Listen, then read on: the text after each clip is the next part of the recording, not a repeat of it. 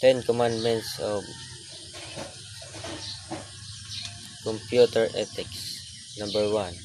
Thou shalt not use a computer to harm other people. Number 2.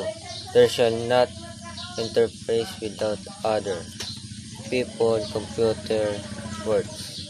Number 3.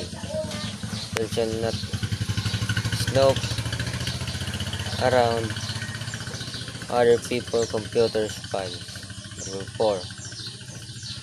Thou shalt not use a computer to steal. Number 5.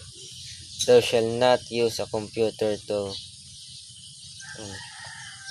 bear false witness. Number 6. Thou shalt not copy or use